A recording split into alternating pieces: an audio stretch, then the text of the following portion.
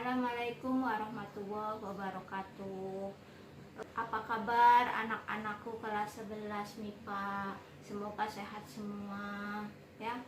Kita kali ini belajar materi PPKN lagi masih dengan tema pelanggaran hak asasi manusia ya. Minggu kemarin kita sudah membahas tentang macam-macam HAM, pengertian HAM ya, contoh-contoh HAM.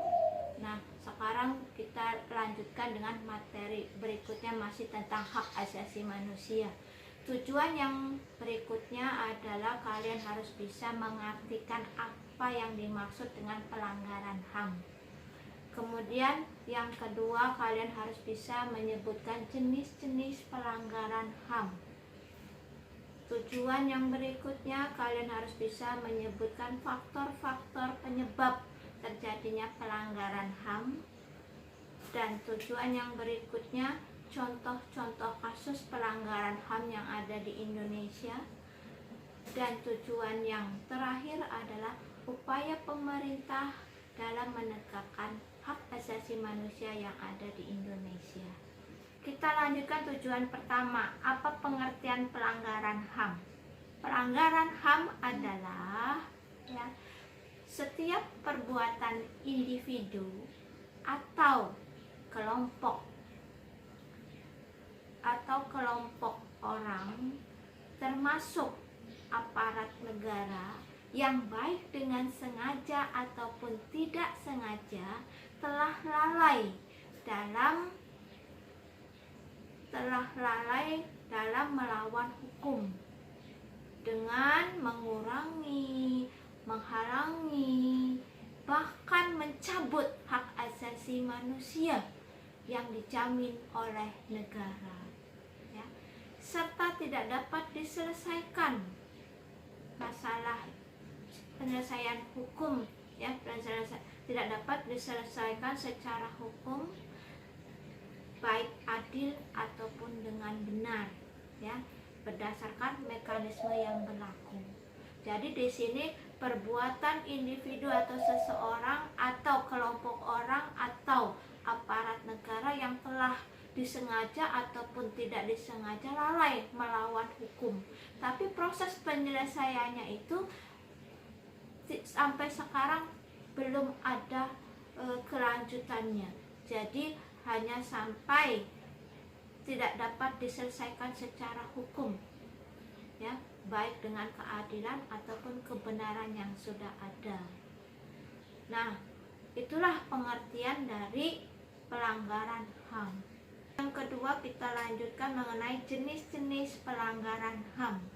Ada 3 jenisnya, yaitu yang pertama, kejahatan terhadap kemanusiaan yang bermotif kekuasaan yang dilakukan secara sistematis, artinya secara berkesinambungan, berurutan, dan meluas. Jadi cakupannya itu luas sampai ke suatu wilayah negara, contohnya Indonesia.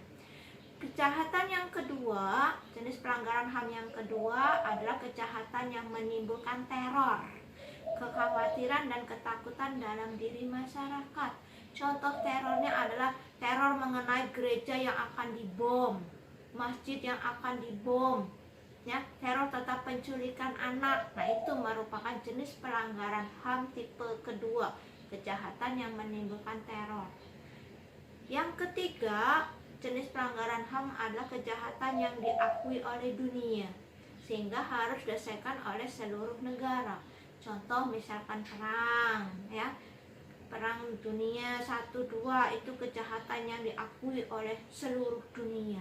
Maka penyelesaiannya ya melalui dewan atau melalui PBB, organisasi PBB, Perserikatan Bangsa-Bangsa, melalui mahkamah internasional. Tujuan yang ketiga, faktor-faktor penyebab pelanggaran HAM. Ada 2 faktornya, yaitu faktor internal dan faktor eksternal. Faktor internal yaitu faktor pelanggaran HAM itu terjadi pada diri pelaku. Ya, jadi individu di sini pelakunya yang melanggar HAM. Ya, dari dalam individu itu. Nah, di sini faktor internalnya kita lihat di sini ada sikap egois dari individu tersebut sehingga melanggar HAM. Ya. Kemudian rendahnya kesadaran HAM. Di sini masyarakat kita memang masih rendah terhadap HAM, ya. Jadi mau nggak mau kita yang sudah sadar harus istilahnya menasehati orang yang belum sadar itu supaya bisa sadar dengan sendirinya. Faktor internal yang ketiga adalah sikap yang tidak toleran, artinya kita sebagai manusia tidak bisa saling menghargai, saling membantu, saling menolong, itu tidak ada, sehingga menimbulkan faktor internal penyebab pelanggaran HAM. Coba kalau kita menghargai semua orang, saling tolong menolong kepada orang lain, maka istilahnya pelanggaran HAM itu tidak ada, ya. Kemudian faktor yang kedua eksternal, yaitu faktor yang berasal dari luar individu ataupun dari kelompok orang di sini. Jadi dari luar, ya, dari luar diri manusia di sini. Di sini ada 4 contoh faktor eksternal, yaitu 1, penyalahgunaan kekuasaan atau jabatan. Di sini para pejabat yang bertindak sewenang-wenang terhadap masyarakat sehingga menimbulkan pelanggaran HAM. Yang kedua, ketidaktegasan aparat penegak hukum. Di sini aparat penegak hukum dalam menghukum seseorang itu individu, ya, tidak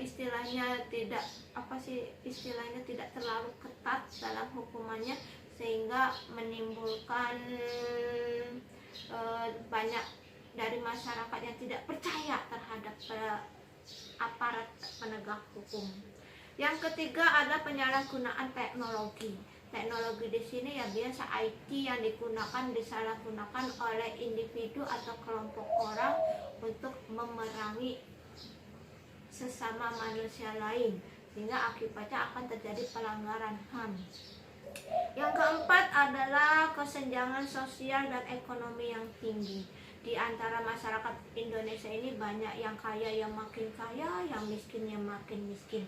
Makanya di sini pelanggaran HAM itu terjadi kebanyakan adalah yang miskin, ya, mencari kehidupannya, mencari ekonominya dengan jalan melanggar HAM, ya. Tapi yang kaya juga ya banyak KKN, korupsi, kolusi, dan nepotisme. Itu juga salah satu penyebab pelanggaran HAM. Dan yang berikutnya adalah kasus-kasus pelanggaran HAM di Indonesia. Ini tujuan yang keempat, ya. Kita pernah mendengar adanya kerusuhan peristiwa Tanjung Priuk, kemudian tragedi Semanggi, kemudian aktivis HAM yang diculik tahun 97 sampai 98 oleh oknum-oknum yang tidak bertanggung jawab. Kemudian penembakan mahasiswa Trisakti. Nah, itulah contoh-contoh kasus yang ada di Indonesia, ya. Kemudian kita lanjutkan lagi tujuan yang terakhir, upaya pemerintah dalam menegakkan HAM. Upaya pemerintah dalam menegakkan HAM itu ada 3 upayanya, ya, ada 3. Yang pertama adalah membentuk atau pembentukan Komnas HAM, Komisi Nasional, ya, Hak Asasi Manusia, yang dibentuk pada tanggal 7 Juni 1993. Nah, Komnas HAM ini ditetapkan oleh Undang-Undang Republik Indonesia nomor 39 tahun 1999. Di sini keanggotaannya itu terdiri dari 35, ya. 35 anggota Komnas HAM. Ada 35 anggota Komnas HAM. Mereka dipilih oleh anggota DPR dan masa jabatan mereka adalah setiap 5 tahun sekali. Ya.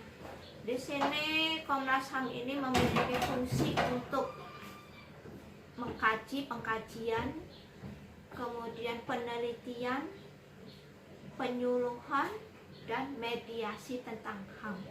Itu fungsinya. Sedangkan wewenang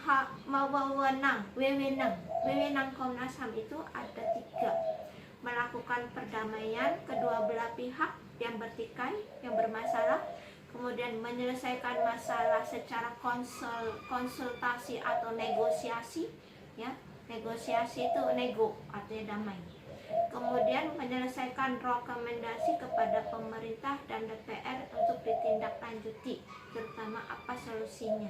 Kemudian ada lagi yang terakhir itu memberikan saran kepada pihak yang bertikai atau yang bersengketa untuk melalui pengadilan HAM, ya. Itu upaya pembentukan Komisi Nasional Hak Asasi Manusia yang pertama. Upaya yang kedua adalah pembentukan instrumen HAM. Instrumen HAM itu adalah alat untuk menjamin proses penegakan dan perdamaian HAM. Proses perdamaian dan penegakan HAM. Di sini ada dua komponennya alat instrumen HAM itu. Yang pertama ada Perpu, peraturan perundang-undangan yang dibuat oleh pemerintah tentang HAM. Contohnya ada Perpu tentang kekerasan anak, ada Perpu tentang nomor 39 tahun 99 tentang hak asasi manusia, dan banyak lagi peraturan perundangan lainnya. Dan yang kedua adalah lembaga-lembaga penegak HAM. Lembaga penegak HAM di Indonesia ada dua. Yang pertama Komnas HAM, dan yang kedua adalah pengadilan HAM, ya. Itu instrumen HAM. Kemudian upaya pemerintah dalam menegakkan HAM yang ketiga adalah pembentukan pengadilan HAM. Pengadilan HAM adalah pengadilan khusus terhadap pelanggaran HAM berat yang diharapkan dapat melindungi perorangan ataupun masyarakat, ya, di sini. Nah, di sini tugas dari pengadilan HAM adalah tugasnya itu pengadilan HAM, ya. Di sini adalah memeriksa dan memutuskan perkara pelanggaran HAM yang berat. Jadi di sini warga negara Indonesia kalau melakukan pelanggaran HAM berat, maka tugasnya akan diadili oleh pengadilan HAM, ya. WNI ataupun WNA juga kalau masih ada di Indonesia atau di luar wilayah teritorial Indonesia boleh dilakukan pelanggarannya itu diadili melalui pelanggaran HAM, ya. Itu saja dari materi hari ini, ya. Kemudian yang terakhir adalah upaya penanganan kasus HAM di Indonesia. Upayanya lihat halaman 27. Yang pertama adalah menegakkan supremasi hukum dan demokrasi, dan yang kedua adalah meningkatkan kualitas pelayanan publik untuk mencegah terjadinya berbagai bentuk pelanggaran HAM, dan yang ketiga meningkatkan pengawasan diri masyarakat dan lembaga politik terhadap upaya penegakan HAM. Yang keempat, meningkatkan penyebarluasan prinsip-prinsip HAM, dan yang kelima meningkatkan kerjasama yang harmonis antar kelompok atau golongan dalam masyarakat. Sekian saja dari Ibu. Jadi rangkuman dari Ibu nantinya silakan kalian tulis, ya, dalam buku catatan rangkuman mengenai pelanggaran HAM ini. Nanti akan Ibu nilai tugasnya, ya. Nah, untuk itu sampai di sini. Barangkali ada komentar, silakan, ya. Barangkali ada pertanyaan dari kalian, mangga Ibu tunggu. Dan kesimpulannya adalah, ya, apa pengertian pelanggaran HAM, kemudian kalian harus bisa itu. Kemudian kedua, jenis-jenis pelanggaran HAM, contoh-contoh kasus pelanggaran HAM di Indonesia, upaya pemerintah dalam menangani kasus pelanggaran HAM, ya, dan lain-lainnya.